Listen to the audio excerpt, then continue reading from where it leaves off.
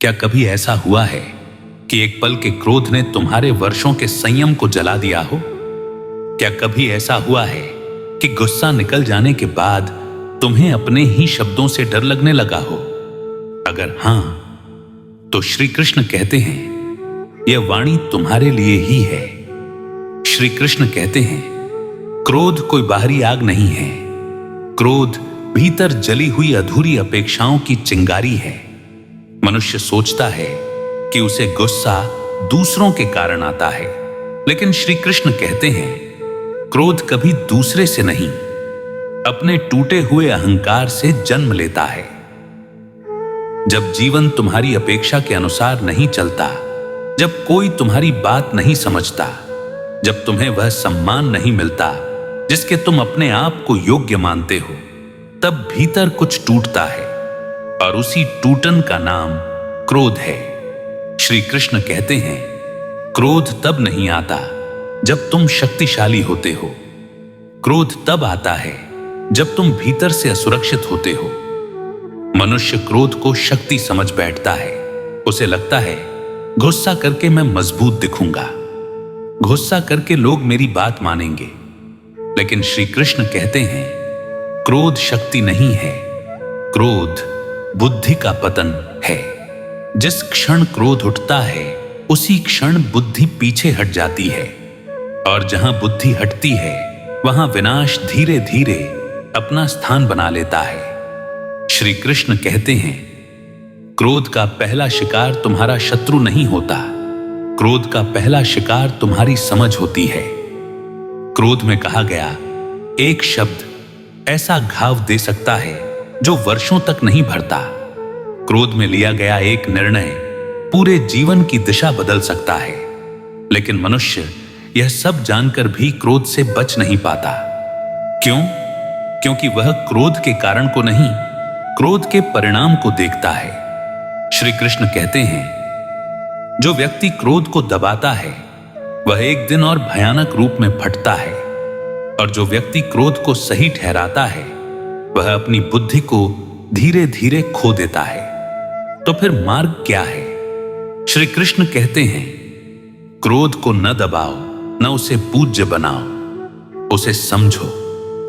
समझो कि क्रोध तब आता है जब मन वर्तमान में नहीं होता। मन या तो अतीत की चोट पकड़कर बैठा होता है या भविष्य की आशंका में जल रहा होता है, और जब मन वर्तमान से कट जाता है तब वह आग बन जाता है।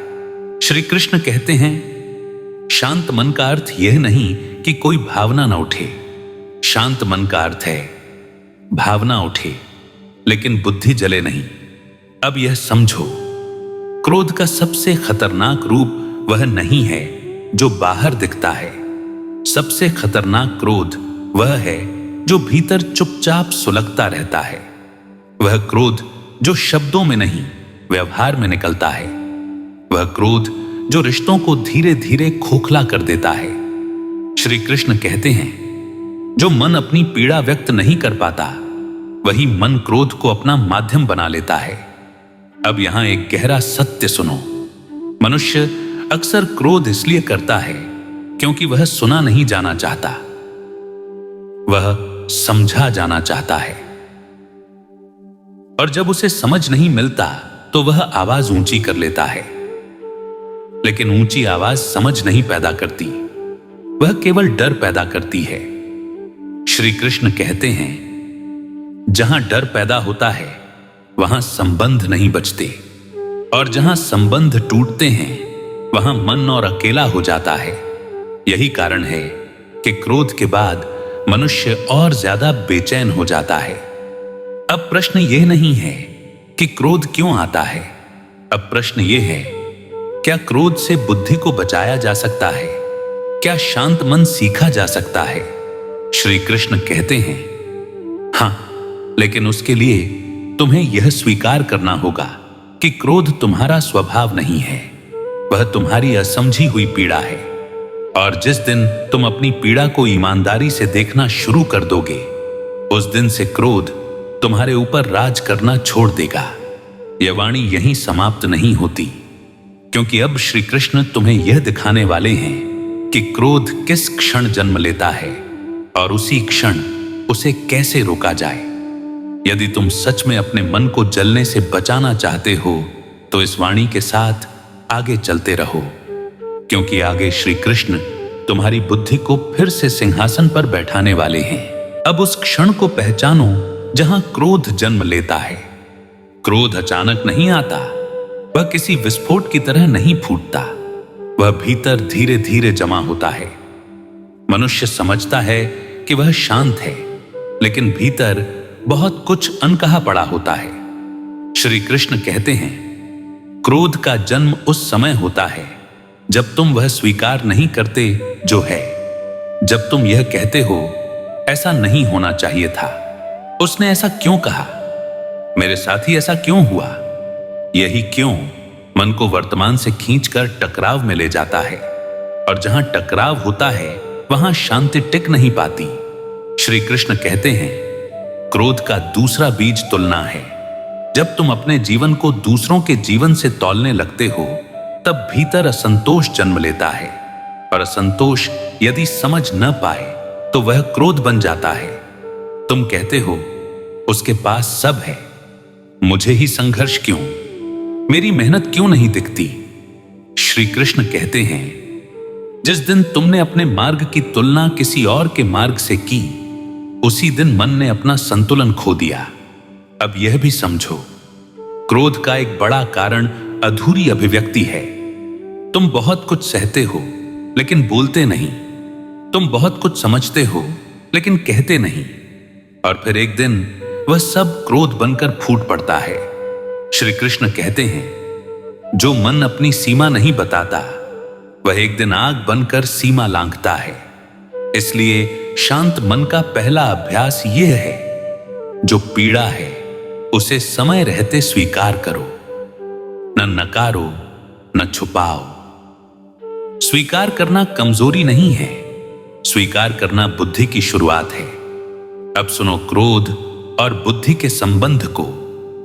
श्री कृष्ण कहते हैं, बुद्धि तब तक काम करती है जब तक मन साक्षी बना रहता है, लेकिन जैसे ही तुम भावना बन जाते हो, बुद्धि पीछे हट जाती है।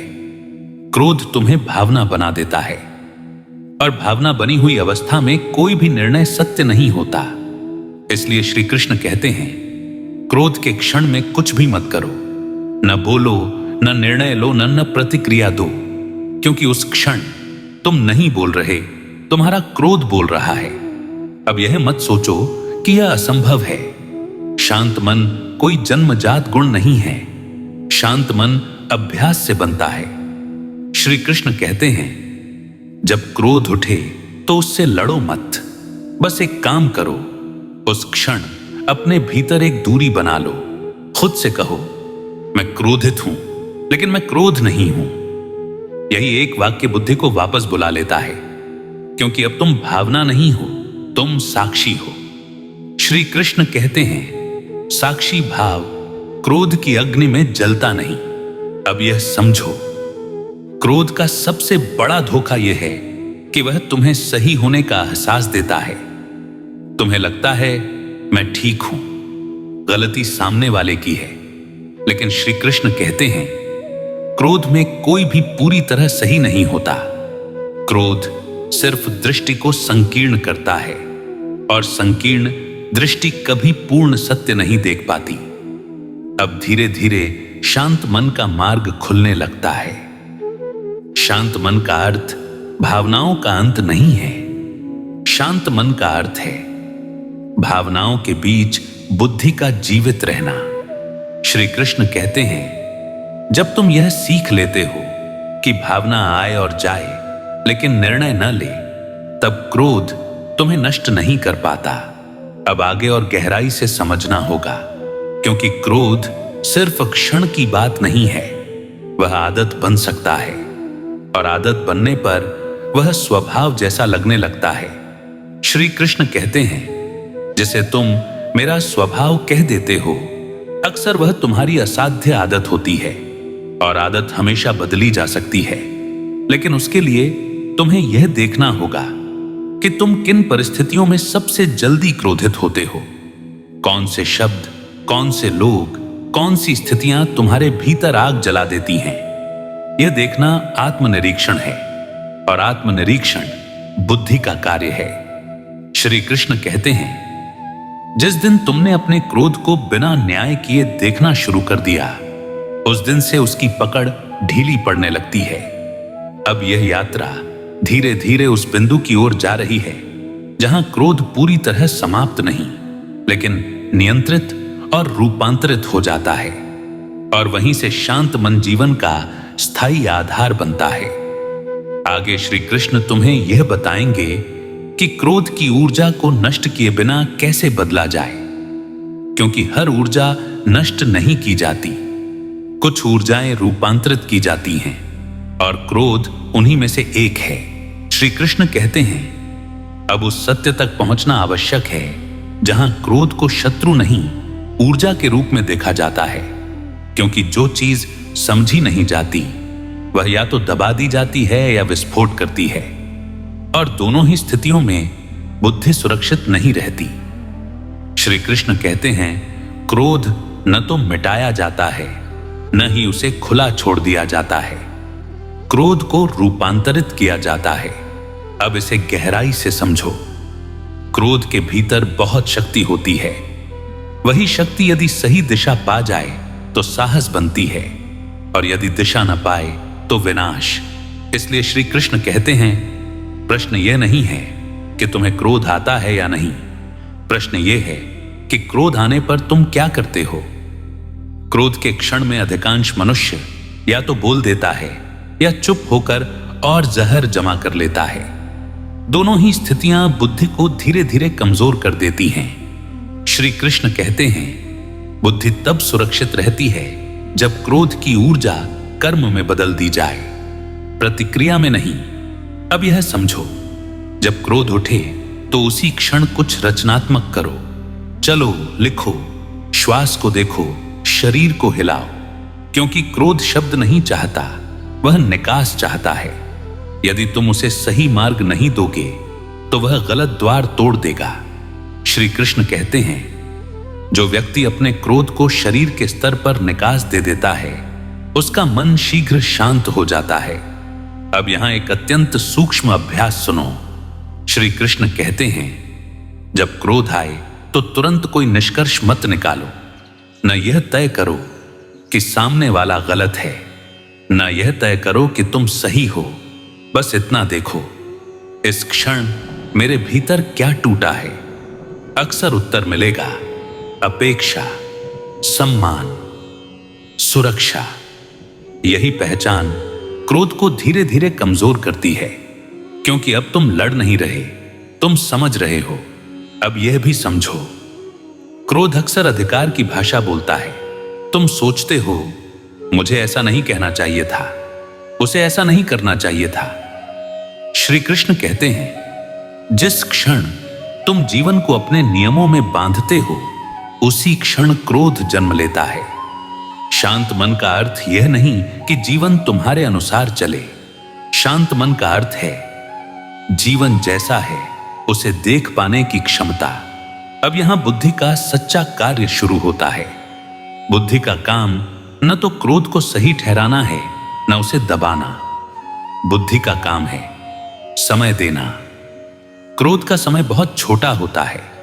यदि तुम उस क्षण कुछ न करो तो क्रोध अपने आप कम होने लगता है। श्री कृष्ण कहते हैं, जो व्यक्ति क्रोध के समय रुकना सीख लेता है, वह जीवन में कहीं भी असंतुलित नहीं होता। अब धीरे धीरे एक और परिवर्तन होता है। तुम ये देखना शुरू करते हो कि कुछ लोग, कुछ शब्द, कुछ परिस्थितियां बार बार तुम्हें क्रोधित करती हैं। यह कोई संयोग नहीं है। श्री कृष्ण कहते हैं, जो तुम्हें क्रोधित करता है वही तुम्हें सबसे ज्यादा सिखाने आया है, क्योंकि वही तुम्हारे भीतर किसी अधूरी गांठ को छू रहा है, और जब तक वह गांठ खुलती नहीं, क्रोध लौटता रहेगा। अब यह भी समझो, क्रोध केवल दूसरों पर नहीं, कभी कभी खुद पर भी होता है। तुम खुद को दोष देते हो, खुद से नाराज रहते हो, खुद को कठोर शब्दों से मारते हो। श्री कृष्ण कहते हैं, आत्म क्रोध सबसे खतरनाक होता है। क्योंकि वह धीरे धीरे आत्मसम्मान को खा जाता है। शांत मन का अर्थ है खुद के प्रति करुणा। तुम गलती करोगे, तुम गिरोगे, यह मनुष्य होने का स्वभाव है। लेकिन स्वयं को अपमानित करना बुद्धि नहीं है। बुद्धि सुधार का मार्ग दिखाती है, दंड का नहीं। अब यहां एक अंतिम गहरा सत्य। श्री कृष्ण कहते हैं, क्रोध तब तक लौटता रहेगा जब तक तुम अपने भीतर प्रेम को स्थान नहीं दोगे। प्रेम का अर्थ भावुकता नहीं है, प्रेम का अर्थ है स्वीकार। स्वीकार कि सब कुछ तुम्हारे अनुसार नहीं चलेगा। स्वीकार कि हर मनुष्य अपनी यात्रा में है, और जब यह स्वीकार गहराता है तो क्रोध अपना आधार खो देता है। अब यह यात्रा अपने अंतिम चरण की ओर धीरे धीरे बढ़ रही है, जहां श्री कृष्ण तुम्हें दिखाएंगे कि शांत मन को जीवन का स्थायी आधार कैसे बनाया जाए। जहां क्रोध आए तो जाए, लेकिन बुद्धि कभी न जले। वहीं पर जीवन सच में हल्का हो जाता है। अब वह बिंदु आ गया है जहां क्रोध से लड़ना नहीं, उसे ऊपर उठना सीखा जाता है।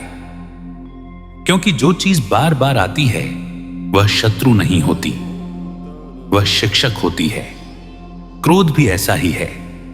जब तक तुम क्रोध को गलत कहकर भगाते रहोगे, वह लौटता रहेगा, और जब तक तुम उसे मेरा स्वभाव मानते रहोगे, वह तुम्हें चलाता रहेगा। श्री कृष्ण कहते हैं, मुक्ति इन दोनों से परे है।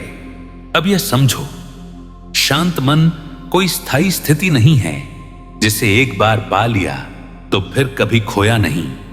शांत मन एक सजग अभ्यास है। हर बार जब क्रोध उठे और तुम उसे पहचान लो, वहीं से शांत मन की जीत शुरू हो जाती है।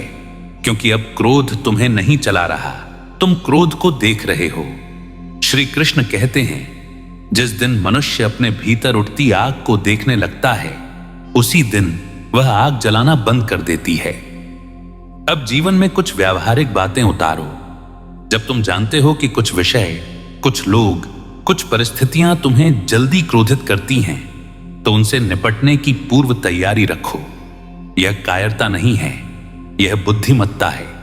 श्री कृष्ण कहते हैं, जो योद्धा युद्ध से पहले अपने हथियार संभाल लेता है, वह युद्ध में अंधा नहीं होता। शांत मन का सबसे बड़ा हथियार है विराम। बोलने से पहले विराम, उत्तर देने से पहले विराम, निर्णय लेने से पहले विराम। यह छोटा सा विराम बुद्धि को वापस गद्दी पर बैठा देता है। अब यह भी समझो, तुम्हें हर बात का उत्तर देना जरूरी नहीं, हर चुनौती का प्रत्युत्तर देना जरूरी नहीं, हर अपमान का प्रतिकार करना जरूरी नहीं। श्री कृष्ण कहते हैं, कुछ मौन कमजोरी नहीं होते, वे आत्मसम्मान होते हैं।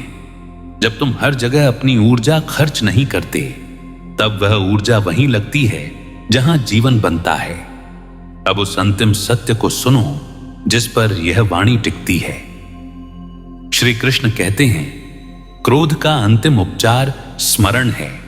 स्मरण इस बात का कि यह क्षण भी गुजर जाएगा, यह शब्द भी बीत जाएगा, यह भावना भी बदल जाएगी। लेकिन यदि तुम इसी क्षण में अपनी बुद्धि जला दोगे, तो उसका परिणाम लंबे समय तक साथ चलेगा। इसलिए क्षण को नहीं, बुद्धि को बचाओ। बुद्धि बची रही तो क्रोध तुम्हें डुबो नहीं पाएगा। अब यदि तुम इस वाणी को अपने जीवन में उतारना चाहते हो, तो बस 3 बातों का स्मरण रखो। पहली, क्रोध आते ही रुको। दूसरी, खुद से कहो, मैं भावना हूं, लेकिन मैं भावना नहीं हूं।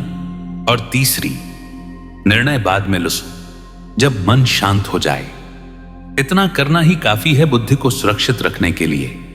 श्री कृष्ण कहते हैं, जिस दिन तुमने अपने मन को जलने से बचा लिया, उसी दिन तुमने जीवन को नया आकार दे दिया। अब यह वाणी यहीं समाप्त नहीं होती। यदि इन शब्दों ने तुम्हारे भीतर थोड़ी सी भी ठंडक दी हो, तो समझ लो, शांत मन तुमसे दूर नहीं है, वह बस तुम्हारे एक सजग क्षण की प्रतीक्षा कर रहा है। इस वाणी को अपने जीवन का एक अभ्यास बनाओ, और यदि तुम चाहते हो कि ऐसी ही श्री कृष्ण की जीवन बदलने वाली वाणी आगे भी मिलती रहे, तो इस वीडियो को लाइक करो, चैनल को सब्सक्राइब करो और कमेंट में एक शब्द लिखो, शांत मन, क्योंकि अगली वाणी शायद उसी क्षण के लिए होगी जब तुम्हें सबसे ज्यादा संयम की आवश्यकता होगी।